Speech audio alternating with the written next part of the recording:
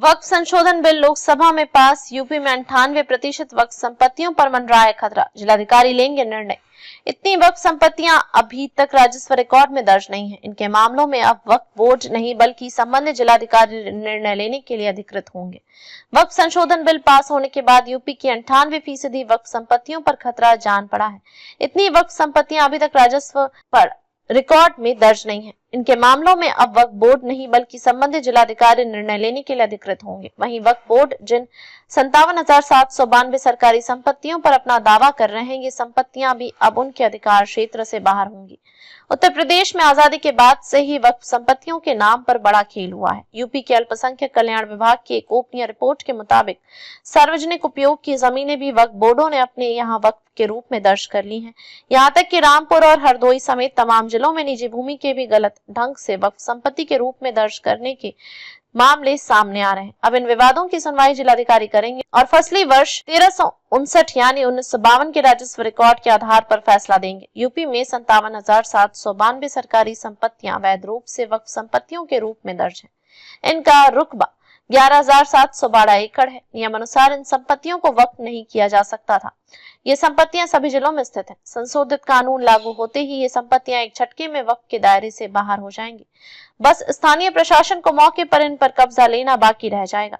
शत्रु संपत्तियां भी वक्फ के रूप में दर्ज। तमाम जिलों में शत्रु संपत्तियों को भी वक्फ के रूप में दर्ज कर लिया गया है, जिन्हें नियमानुसार सुनवाई की प्रक्रिया पूरी करने के बाद वापस लेना आसान होगा। शिया व सुन्नी वक्फ बोर्ड के रिकॉर्ड में 1,32,140 संपत्तियां बतौर वक्फ दर्ज हैं, लेकिन अल्पसंख्यक कल्याण विभाग की रिपोर्ट में भी स्वीकार किया गया है कि इनमें से महज 2,528 संपत्तियां ही राजस्व रिकॉर्ड में वक्फ के रूप में दर्ज हैं।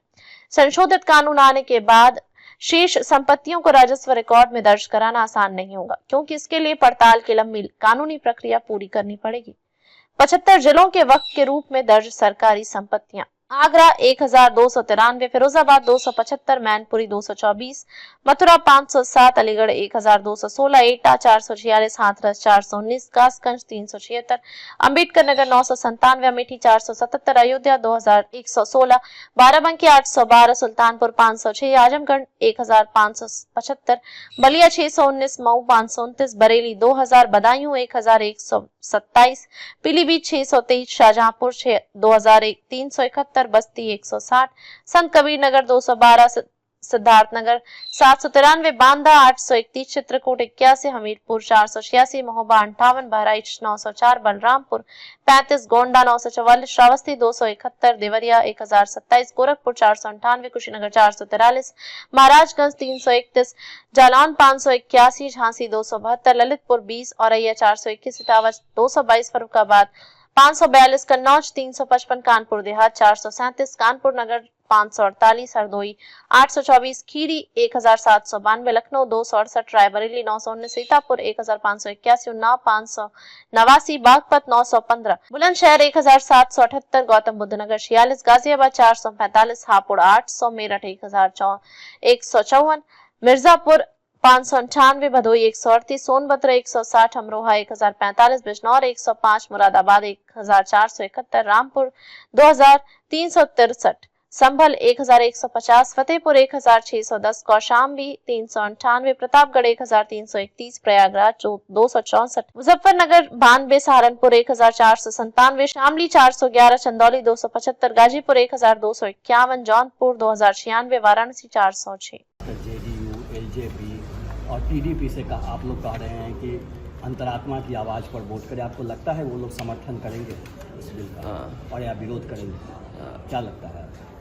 अंतरात्मा या जिस व्यक्ति को जिस कॉन्स्टिट्यूएंसी से जीत करके आता है, कम से कम उन लोगों की भावनाओं को समझना चाहिए। और भारतीय जनता पार्टी तो वो दल है, ज़मीन बस देख ले, इन्हें ज़मीन से बहुत प्यार है। उत्तर प्रदेश में हम लोगों ने देखा, आपने भी वो खबरें चलाई थी कि एक ही रात में 15 मिनट में कितना मुनाफा हो गया। कोई चीज़ 2 करोड़ की थी, 16-17 करोड़ की बिक गई थी। रेलवे, डिफेंस, सबसे ज़्यादा ज़मीन है इनके पास। रेलवे को बेचा इन्होंने, डिफेंस की ज़मीनें बिकी हैं, और अब बचा है वक्फ बोर्ड, उसकी भी ज़मीन बेचने की तैयारी है। आगे से दिखावा कुछ और है, ये सब पर्दा है अपनी नाकामियों को छिपाने के लिए। हम लोग उत्तर प्रदेश में देख रहे हैं कई योजनाएं जो प्रधानमंत्री जी ने शुरू की थी वो आज भी पूरी नहीं है। कभी अटल बिहारी वाजपेयी जी के नाम पर मेडिकल यूनिवर्सिटी बनाई गई थी, जो मेडिकल यूनिवर्सिटी बनकर के तैयार हो जाती और बड़े पैमाने पे और लाभ मिलता लोगों को, वो यूनिवर्सिटी नहीं बनी। प्रधानमंत्री से जो एक्सप्रेस वे उद्घाटन कराया गया था बुंदेलखंड, वो जिस दिन से उद्घाटन हुआ है उसके बाद से मेंटेनेंस चल रहा है। और फिर हमारे मुख्यमंत्री तो कहते हैं कि राजनीति हमारा पार्ट टाइम जॉब है, तो दिल्ली वाले हटाते क्यों नहीं ऐसे पार्ट टाइम जॉब वालों को? भारतीय जनता पार्टी अपनी नाकामी छिपाने के लिए बार बार इसी तरह के बिल लाती है और देश में प्रदेश में इसी तरह की चर्चा को छेड़ते हैं।